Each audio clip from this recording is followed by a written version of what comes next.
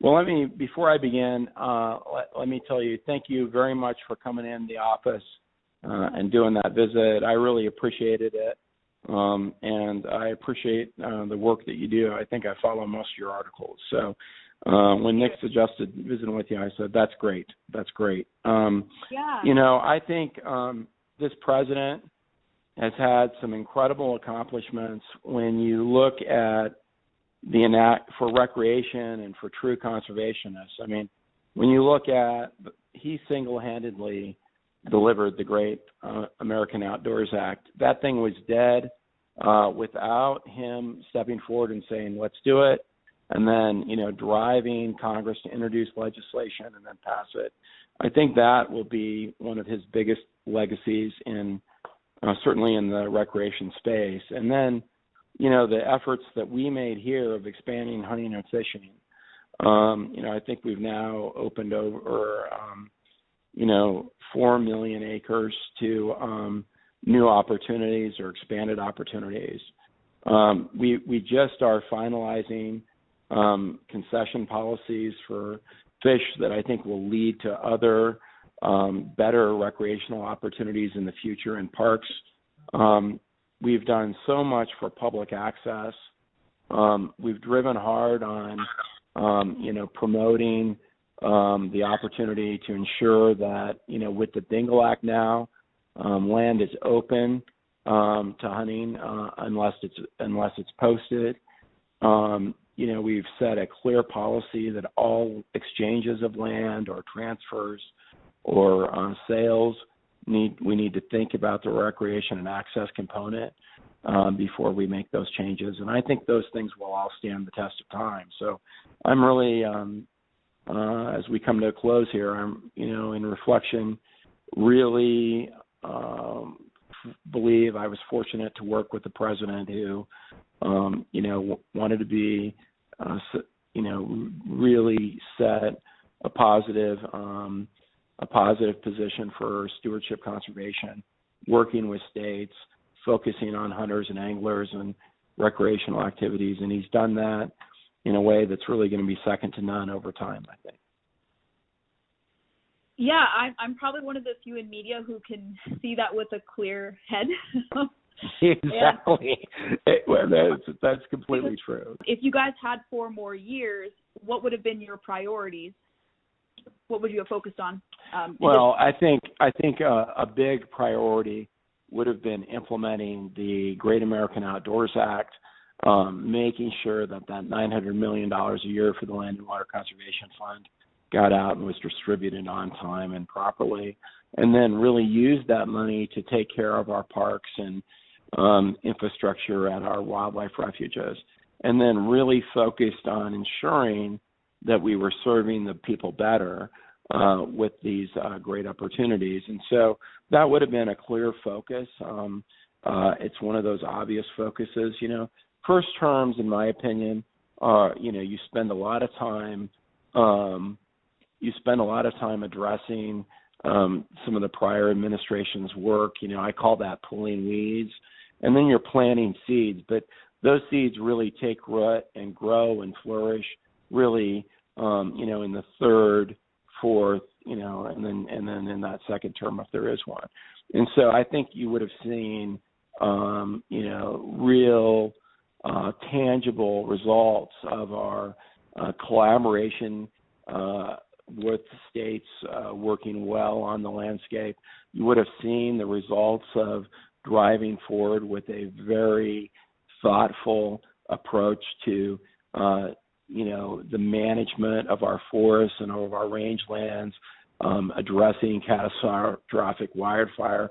And then you also would have begun to see the results of our common sense regulatory changes. And so I really think that's what you would have seen. And, now some of those will be items for debate to discuss, should they continue, should they not. The one thing I would say about the recreation and conservation work we've done, a lot of it has very significant bipartisan support. So, I think that those efforts like the Great American Outdoors Act, the, expansion of public access opportunities, it really would be my view that those should stand the test of time, but time will tell. Yeah, because I remember reading that I think, I forget which agency in Interior was going to absorb the Forest Service. You can correct me if I'm wrong, but I remember there were plans about that. We would certainly. That's right. Zinke had that as a plan. Yeah. I don't know if that was you or if that was Zinke. But also, we would have probably seen perhaps what the impact from moving BLM out west to Grand Junction, Colorado would have been. So that's right. Yeah. That's one you really would have seen how our approach to having folks focused in the West. Now, I actually think that they're likely to keep the vast majority of folks in the West. And so, they may say things, they may bring back some headquarters staff, but my bet is the vast majority of the folks and jobs that have gone west stay west. That would be my expectation, honestly. Interesting. Do you think you could have done a few things better? Any policies or perhaps secretarial orders that you wished probably were done a little differently, or maybe you wish you would have communicated things a little differently? Well, I think that, I think that one of the things, I think one of the big things that's out there is, I think that the crescendo of opposition against anything from the Trump administration, whether it was a good idea or maybe a less than good idea, received the same merit of consideration by the opposition and the radical, radical advocacy groups. And I think that heightened ultra partisan sniping, probably did mean that it was harder to do stuff than otherwise, and even very non-controversial things could get a lot of attention. But the flip side of that is I think we had a president who was willing to stand forward and lean forward for his policy objectives, and I think he was very incredibly helpful at providing that leadership and letting us move forward, even in an era where there was hyper partisanship. And I think that we owe a great deal of our progress to his leadership style.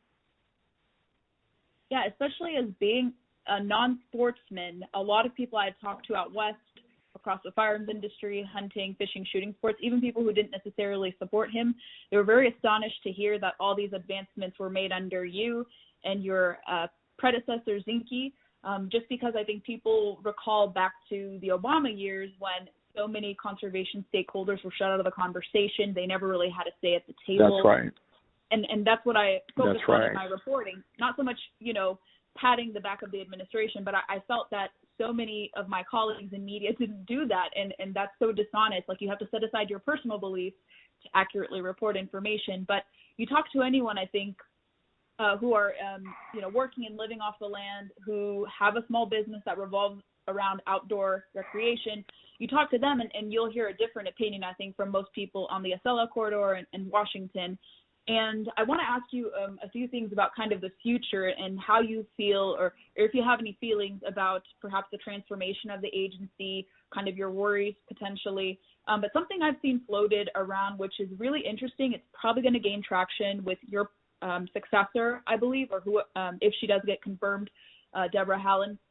But something I've seen floated around by Aspen Institute or Aspen Ideas, and also a little bit with Senator Martin Heinrich in October, they're floating this idea of moving away from the multiple use management principle for BLM and other public lands to kind of this public use model. Do you have any concerns with that? And do you worry that would be pushed after you leave your post? So I would have to say, honestly, Gabriella, I haven't reviewed that proposal, so I'm not familiar with it. There is an effort by a number of people to try and read into the concept of multiple use concepts that have nothing to do with multiple use. And BLM land in particular is a land of many uses. Congress has already defined some of those areas as wilderness areas within those lands. And, my view is as long as, if Congress wants to change the lands that are there, they have the power to do that and put whatever management regime they want. And my view has always been that, Congress needs to do whatever work it does. And then the Secretary of the Interior and the Department's job is to take that law and, faithfully and well implement it. And, if Congress wants to say all BLM land is wilderness area, that has a tremendous consequence. It would destroy the hopes of certain communities. But, it's Congress's property, and if they want to do that, they can do that. My view is if you want to make that change, it just needs to go through the congressional process, and there has to be a full articulation and debate. And, my view has always been that I wanted to listen very closely to what the people on the ground of an area thought of a particular proposal, what the governor and the senators of an area thought about a particular proposal. And if you look at the president, many of his actions really occurred on public lands issues when the governor and the senators of a particular state were aligned. There was lots of consternation about Bears Ears, where you look at that and say, okay, that was somewhat controversial. But the flip side of it is it's something that the governor and the governor and the state's Senate delegation felt really, really strongly about. And you can look at, the same alignment in Florida where the president says, hey, we're going to extend for 10 years, around Florida and up to South Carolina, moratorium on new leasing. And when you look at, well, how did those things line up? They lined up perfectly for the president, because that governor and those senators felt very strongly. And he felt very, he was somebody that when that alignment was there, he was going to work hard to accede to their positions if he had the authority to do that. And I think that that's a good perspective. Different parts of the country, obviously these are all our public lands, but where I grew up in Western Colorado, the decisions a local land manager made didn't only have an impact on that local land manager and the people who might visit a few times from particular locales, but it had a tremendous impact on the hopes and dreams of that community. That community loved recreational activity and loved that it was a place for people to come to hunt on BLM land. But at the same time, they needed the economic opportunity that came from some of the BLM land being utilized for more conventional development activities. And it took both to sustain that community. And they wanted that, and their hopes counted on that. And if somebody came in and just said, we're only going to do one thing or another, and not really gone through the process of ensuring that their multiple use was available, that could be a challenge. But I honestly don't know anything about Martin's Senator Heinrich's proposal, and he tends to be thoughtful and creative. Yeah, I was just curious to pick your thoughts. And I think I've seen some bills already introduced in Congress to tackle access, but kind of relating to the Antiquities Act. I think Congress and I think the department were maybe looking to kind of modernize the Antiquities Act because of the Bears Ears, Grand Staircase, and Escalante issue. But people forget. And that's right. And I recall the Brookings Institution actually writing kind of a nuanced piece about presidential powers assigned to the Antiquities Act and how actually a president can either revoke or expand upon it. I mean, true to form, your presidents are only supposed to section off like small tracts of land. I'm merely paraphrasing Section 2 of it. But I remember that could be interpreted in multiple ways, but also many presidents before this one had actually shrunken national monuments. And I think people forget that that's true. Sometimes with these designations, you actually prevent or exclude, let's say, hunters and anglers from accessing it. People don't know that. Very much so. I've done my best. That's right. To explain that. But how come that wasn't really conveyed in this? And do you think people will tackle this? Maybe Congress? Will your successor? So I think from my perspective, what we did is we laid out, Secretary Zinke in his report laid out the criteria that should be used to make a monument designation. And it had, local input and things like that. And it was part of the report he gave the president of what needed to be done. The question of, can you change the Antiquities Act by Congress?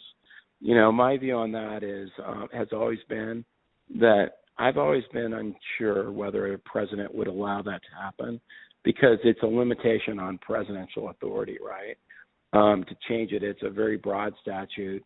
And if you change it, it really takes a president who's willing to do that. I think President Trump was willing to make some changes. But, I can also tell you that I don't think President George W. Bush was willing to. So I don't know, what the next president will think, or if any future president would say, look, I think we should limit my arguable authority in some way. And that's really the question that would be presented when the president goes to sign a bill like that. It's a very convoluted issue, to say the least, and most people don't want to put their mind to it to explain it, extrapolate information. But So you're right. I mean, part of it is the statute was really designed to protect objects, right? And so it was designed to say, look, let's protect this object, and let's protect it with the minimum amount, needed to provide that protection. And that, that then became, from a legal perspective, it becomes a question of how you're defining the object and what are you protecting and things like that. And so in many instances in the recent era, the Antiquities Act has been utilized as a way to accomplish what had previously failed as a legislative proposal.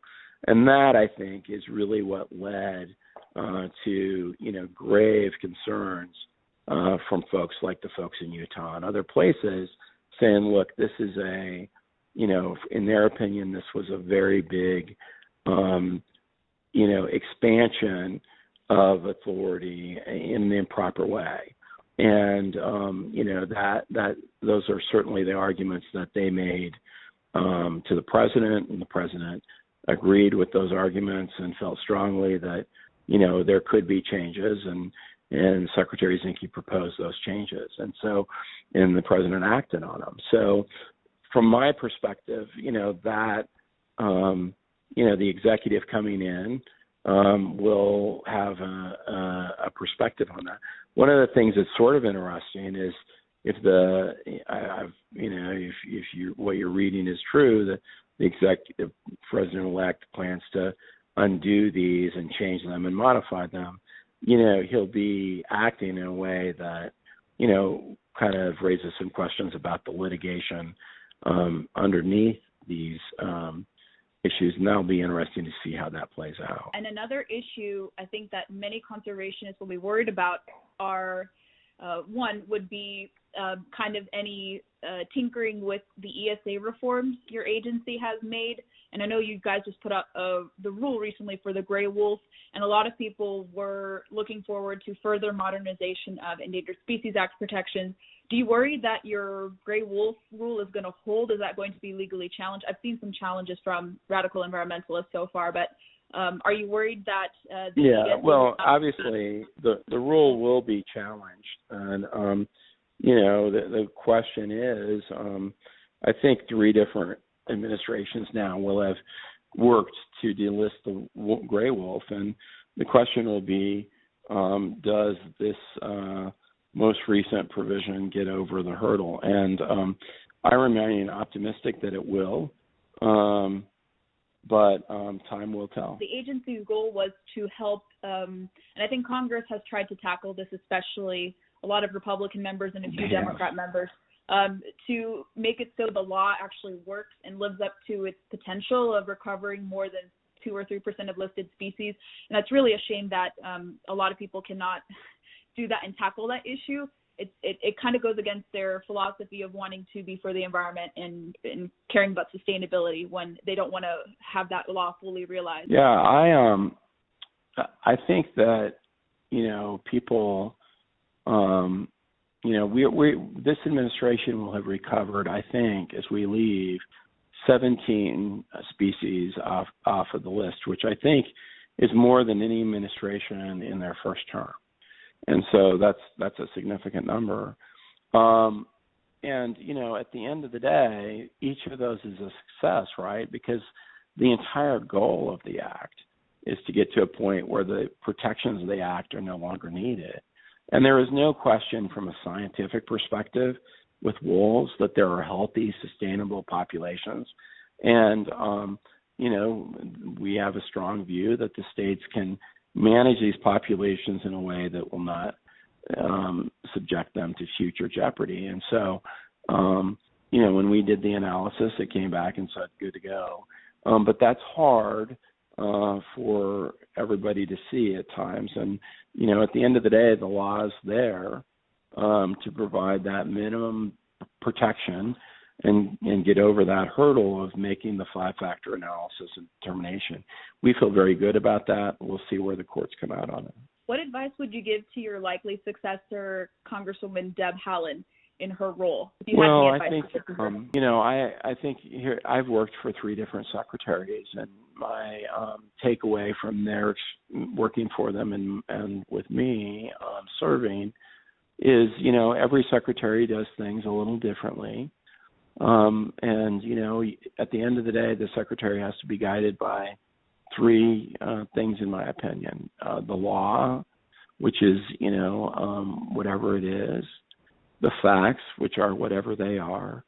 And then to the extent that you have discretion under the law, and it's appropriate, the policy views of the president-elect or the president at the time. And so, my view is that as long as you learn the facts and understand the law and the discretion space you have, then you make the best decision that you believe and you articulate that decision. And that decision should be sustainable. And, at the end of the day, that is the heart of the job. And a lot of questions you get aren't, perfectly on one side or the other. And you have to utilize your judgment in figuring out how to best apply the law and the facts and that policy direction to a given circumstance. And that's what makes this place very, very interesting. That's good to know. And a final thing I wanted to ask you, something not as thought-provoking, or not as thought-provoking, but something more simple. Have you gone into the field recently? Any fishing trips, hunting trips? I think my listeners... Well, I'm glad you asked that because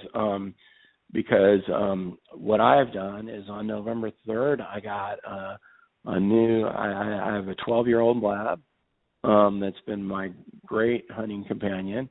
He's getting a little old. I got on the 3rd of November, after the election, that next weekend, my daughter and I and wife drove out and got a second lab. So I've been working that lab pretty hard. I plan to be in the field as many days as possible between the afternoon of tomorrow until the 31st of January, which is when the goose season ends. And then I'm going to spend a good part of the next 6 months hunting and fishing. And if you're at liberty to say kind of what your next steps are you going to still be involved in public policy as it relates to these issues? Can people expect you to chime in on occasion? What do you plan to do post-administration? So other than thinking about doing some hunting and fishing. I've focused on getting this job done, and I'll think about all of that when I leave. I haven't given it really any thought. I figure I'll have plenty of time to sit in the duck blind and figure out what I want to do when I grow up. I've had one of the greatest jobs a person could have, working with the president, who enabled me to, lean forward and get stuff done, who wanted to fix problems and wanted to do great things for conservation. And he gave me that opportunity to push forward, and so I've really appreciated it. Sounds good. Yeah, and if there's any way that I can be of help, whether it's cataloging your next steps or if you ever need to sound off in the media, please let me be a resource if I can. And I really think, well, Gabrielle, I appreciate that. That's very nice of you. Yeah, because it's always good to hear from immediate past secretaries and kind of their thoughts on matters. But yeah, like I said, if I can be a resource, let me know and have your staff connect with me. And again, I really appreciate it, and I really enjoyed the Christmas party about a year or so ago. That was a lot of fun. Probably one of the best DC events I've gone to. We were going to have a good one. We were going to have a good one on the 16th, but or the 17th, but I couldn't make it through COVID. So such is life. Are you recovering? Yeah. I heard I'm just fine. Yeah. You're good? Okay. That's good to hear. Yep. Wonderful. Well, Secretary Bernhardt, it's been a pleasure to interface with you in the past in person and then now through this medium. And I really appreciate your sentiments and your thoughts and really applaud the work that you've done. I think many people will look back to the last few years and see that a lot of milestones were achieved, and hopefully some of those achievements can be preserved and continue going forward. Thanks a lot, Gabrielle. Bye.